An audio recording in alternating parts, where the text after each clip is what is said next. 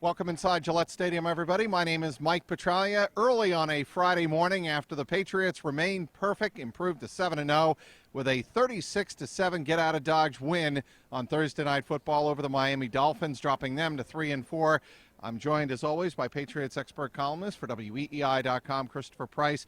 Chris, you've been preaching to me the last several minutes before we went on air here. It's all about really surviving Thursday Night Football. Yeah, and look, Thursday Night Football is what it is. We know this. The product, more often than not, sucks. And you want to get out with no injuries, or at least a minimum of injuries, and the victory. And the Patriots were able to do that tonight. We don't know about the situation right now as we sit here right now regarding Trey Jackson, the young offensive lineman who was injured in the second half of this game.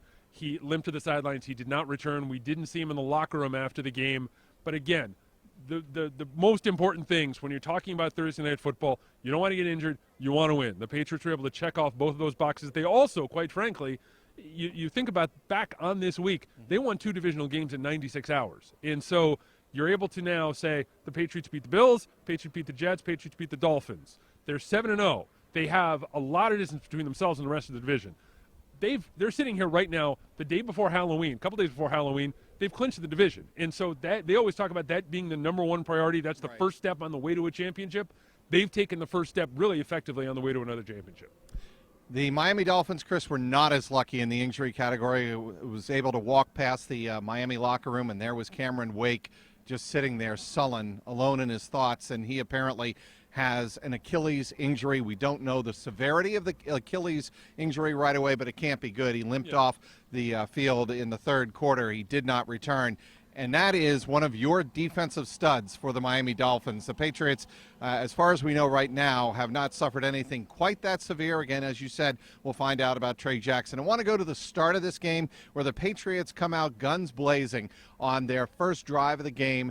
Tom Brady finds Rob Gronkowski for 47 yards and the touchdown. Great block on the play by Brandon LaFell, really to spring him loose. And Tom Brady talked about that after the game, saying it's the little things that matter. I'm never going to doubt Ron Rivera ever again. This is a kind of a shorthand way of saying that Ron Rivera, when LaFell was first signed by the Patriots as a free agent, he used to play for Ron Rivera in Carolina. Ron Rivera sat there and told us that, well, he's a really great blocker, and we all kind of rolled our eyes and said, oh, yeah, great, he's a real great blocker.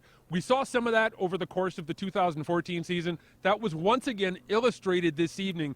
Great block that helped spring Gronkowski. Gronkowski talked about it afterward. He came to the sideline and said, who threw that block? I don't know who threw that block. And it was one of those moments where you could sense the game turning in the Patriots' favor. They weren't able to get a whole lot offensively throughout the first half, but it was plays like that. They were able to get an edge. They followed that up with a safety, and then they were kind of off to the races after that. I really thought 2 of the plays that turned the tide, and I asked Bill Belichick about this in the press conference after the game, were the special teams that you mentioned. The one deep punt by Ryan Allen set up a safety that made it 9-0, and you could really sense the air go out of the Dolphins' balloon. Down 1 score, you can get that back, but they were down 2 scores, and then Brady got the ball back and really established control of the game. And the other play was a great special teams tackle by Matthew Slater, and on another punt that pinned the Dolphins back deep in their own territory at the 6. Dolphins, thanks in large part to a Patriots defense that really showed up big time, was really able to seize control. Yeah, and I think that, we sit here every single week, and we said I do it, we do it.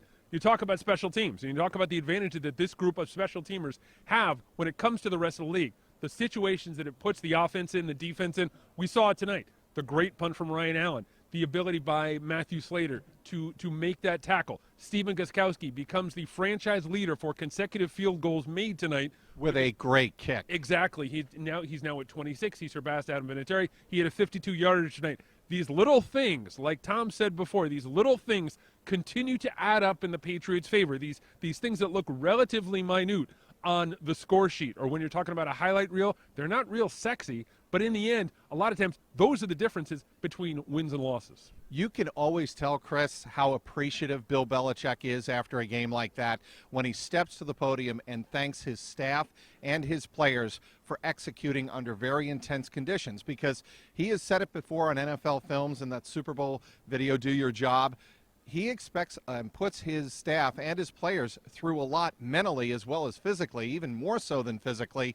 And this was an example of, as you said, 2 wins in 96 hours. He put this team through a lot. It's a grind. It is. When you're looking to turn it around that quickly, you go from Sunday to Sunday, it's one thing. Everyone's kind of got a level playing field, and we all understand the reality of the situation.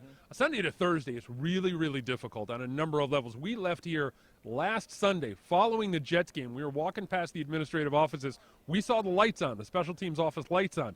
They jumped right into it. There's no time to waste when you're talking about a Thursday night game, turning around from a Sunday game to a Thursday game. Now, clearly, both teams are operating under the same constraints, but at the same time, to be able to come out and execute like this across the board, look, it wasn't perfect, but to be able to execute like this across the board on a short week to show the mental toughness, the physical toughness needed, very impressive work by the Patriots tonight. I know you want to touch on Dion Lewis and what a big factor he had returning to the lineup after missing a game with an abdomen injury. I thought he was key in helping getting Tom Brady's offense really underway in the second half. He came into this game, I love this stat, he came into this game as only one of 3 running backs in the league, one of 3 guys in the league with at least 200 yards rushing and 200 yards receiving. We saw more of that tonight. He was the guy. He was the safety valve quite often for this offense. When you had Gronk covered, when you had Edelman covered, when you had Danny Amendola covered, they were able to go to him. He's been able to display a level of consistency, a level of durability, even though he was out last week. Been able to put up phenomenal numbers. He's the kind of guy now, when you talk about the Patriots offense, you talk about Edelman, you talk about Gronkowski, you talk about Brady, you talk about the rest of them, he's got to be part of that conversation when you're game planning. Big picture now. The only other time this team has been 7-0 is you know when.